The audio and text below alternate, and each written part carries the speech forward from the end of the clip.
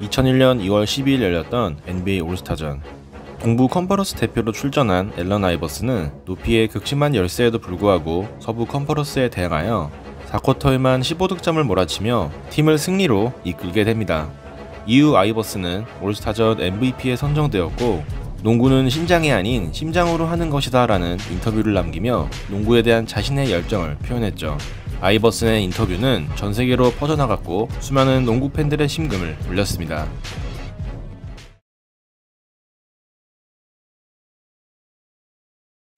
(2001) 시즌 레이커스는 샤킬 오닐과 코비 브라이언트라는 리그 최고의 원투 펀치를 앞세워 플레이오프 11전 11승, 전승 무패라는 역사적인 기록과 함께 일찌감치 파이널에 진출합니다.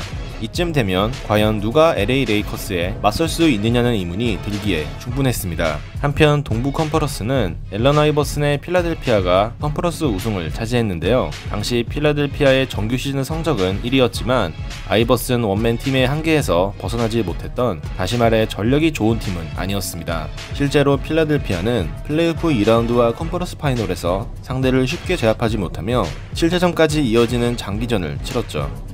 레이커스는 딱 11경기 만에 파이널에 진출한 반면 필라델피아는 그 레이커스를 만나기 위해 18경기를 치르고 올라온 상황. 충분한 휴식과 함께 상대를 기다리고 있던 레이커스와 이미 지칠 대로 지친 필라델피아의 대결은 불을 보듯 뻔해 보였습니다. 2001년 6월 7일 로스앤젤레스 스테이플스 센터, LA 레이커스와 필라델피아의 파이널 시리즈가 시작되었습니다. 역시 모두가 예상했던 대로 1쿼터부터 주도권을 잡은 쪽은 LA 레이커스였습니다. 당대 최고의 센터였던 샤킬 오닐은 경기 초반부터 필라델피아의 중심부를 헤집어 놓기 시작합니다. 육중한 몸에 어울리지 않는 빠른 기동력으로 속공에 참여하고 페이스업 상황, 센터답지 않은 푸더크로 여유 넘치는 공격을 시도하며 2001년 디포유를 수상한 필라델피아의 디킨벤 무턴보의 수비를 무력화시킵니다. 샤킬 오닐이 안쪽에서 레이커스의 공격을 전담하는 동안 코비 브라이언트는 공격적인 디펜스로 필라델피아 오펜스의 핵심이었던 앨런 아이버슨의 득점 시도를 원천 봉쇄합니다. 결국 아이버슨은 레이커스의 집중 수비에 고전하며 경기 시작 후 8분 동안 단 2득점에 그쳤죠. 예상보다 강력했던 상대의 경기력에 에이스의 침묵까지 겹친 최악의 상황. 이런 흐름이 계속된다면 필라델피아 또한 레이커스 전승 무패의 희생양이 되는 것은 시간 문제였죠.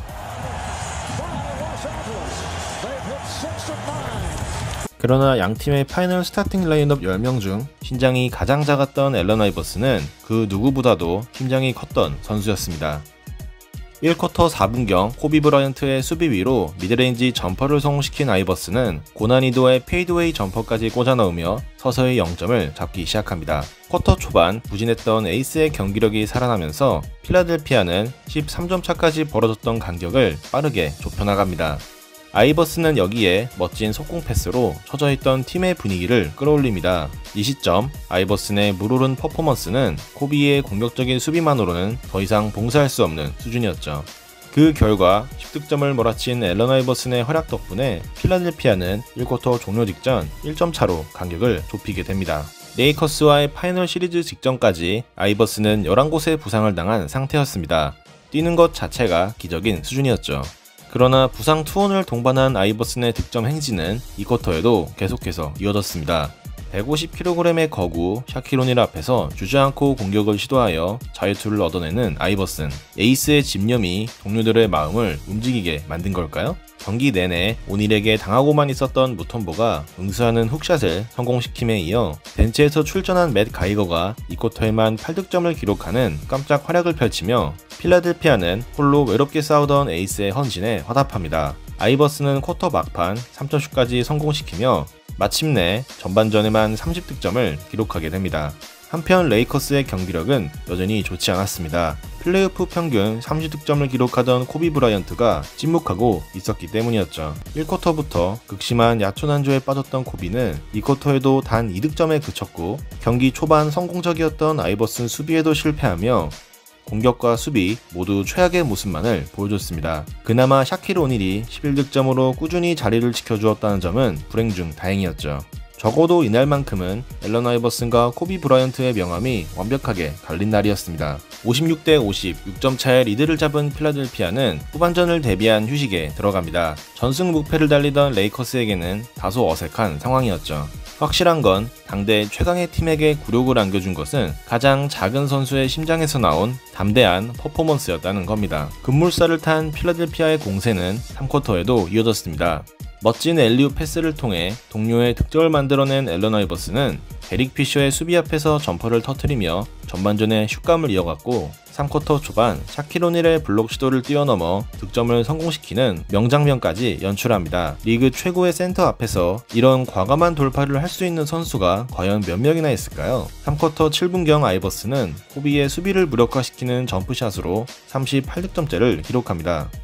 필라델피아가 리드폭을 크게 벌리는 동안 레이커스 선수들의 불안감은 그만큼 커져가고 있었습니다. 그리고 72대 58, 필라델피아의 가드 에릭 스노우가 자유투를 준비하는 사이 지금까지 한 번도 얼굴을 드러낸 적이 없던 선수가 코트로 걸어 들어옵니다. 3쿼터 5분 23초, 코트는 다시 한번 크게 요동치기 시작합니다.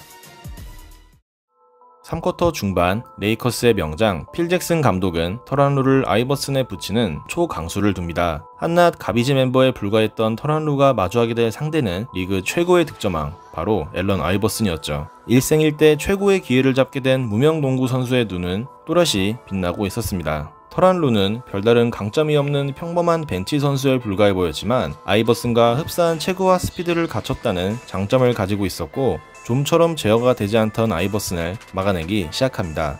스피드를 활용한 터란루의 압박 수비 때문에 한껏 뜨거워진 아이버슨의 핫핸드는 차게 식어버렸고 결국 3쿼터 종료 시점까지 아이버슨은 단 한 개의 야투도 성공하지 못했습니다. 한편 필라델피아는 팀의 주전 센터 디킨베 무톰보가 파울 트러블로 인해 벤치로 돌아간 상황이었고 무톰보가 자리를 비운 필라델피아의 골밑은 샤킬 오닐의 놀이터나 다름없었죠. 이 틈을 탄 오닐은 필라델피아의 골밑에서 연속 득점에 성공합니다.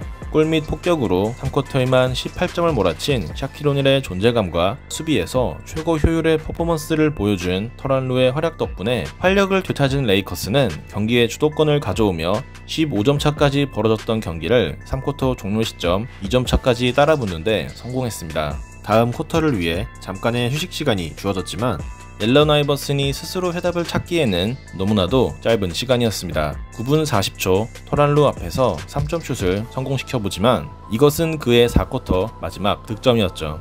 아이버슨에 대한 볼 투입 자체를 차단하려던 터란루의 압박 수비는 여전히 위력적이었고 3쿼터까지 모든 것을 쏟아부었던 아이버슨은 가쁜 숨을 몰아쉬기에도 벅찬 상태였습니다. 추격의 발판을 마련하는 터란루의 속공 득점. 이번에는 샤킬 오닐의 킥아웃 패스를 받아 3점으로 정확히 연결시킵니다.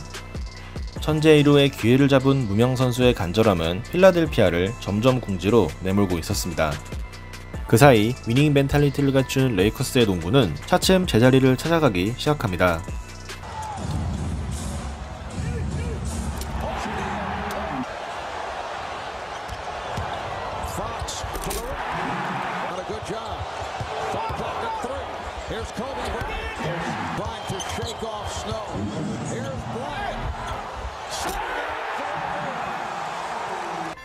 필라델피아는 에릭 스노우가 동점 득점을 성공시키기까지 약 4분 30초 동안 단 1점도 기록하지 못했습니다. 아직까지 아무런 해답을 찾지 못한 앨런 아이버슨. 그에 반해 필라델피아의 선수들은 필요 이상으로 필사적이었습니다. 마치 마지막 순간에 찾아올 무언가를 기다리는 것처럼.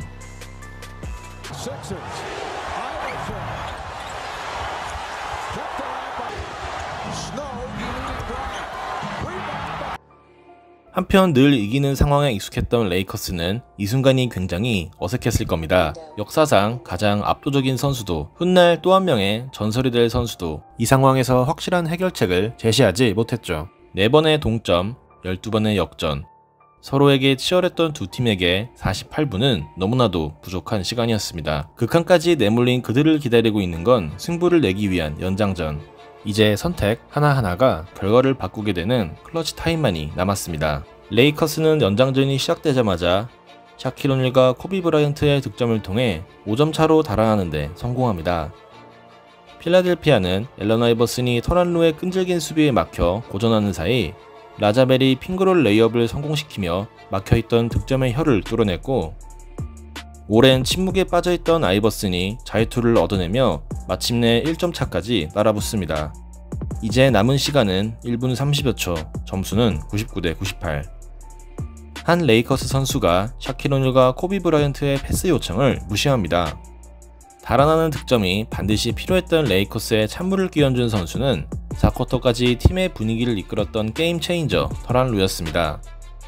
터란 루는 무리하게 돌파를 시도하다 밸런스를 잃고 바닥에 쓰러졌고, 기회를 놓치지 않고 속공을 시도한 필라델피아는 아이버슨의 3점슛이 터지며 경기의 리드를 잡는 데 성공합니다. 연속 5득점으로 절체절명의 위기에 빠졌던 팀을 구해내는 앨런 아이버슨.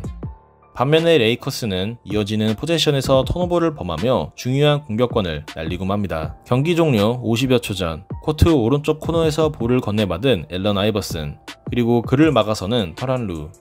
아이버슨에게는 지금까지 풀지 못했던 난제를 다시 한번 직면한 상황이었고, 루에게는 일생일대의 기회를 놓치고 싶지 않은 절박한 순간이었습니다.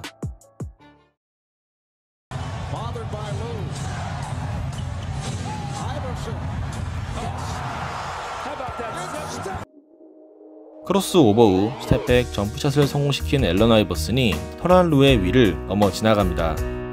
자신을 가로막고 있던 한계를 극복했다는 상징적 해석을 넘어 앨런 아이버슨 스스로가 The Answer, 해답으로서 거듭나는 순간이었습니다. 또한 직전까지 생애 최고의 순간을 써내려왔던 3년차 무명 선수에게는 너무나도 가혹한 순간이었습니다. 그리고 영화보다 더 영화 같았던 이 스토리의 결말은 앨런 아이버슨이 아닌 에릭 스노우의 손끝에서 마무리됩니다. 바로 필라델피아와 아이버슨이 만회할 수 있는 기회를 만들어준 4쿼터 막판 동점샷의 주인공입니다. 그 누구도 감히 레이커스의 패배를 예상하지 못했습니다. 오히려 현실을 둘러싸고 있는 모든 상황들이 레이커스의 승리를 가리키고 있었죠.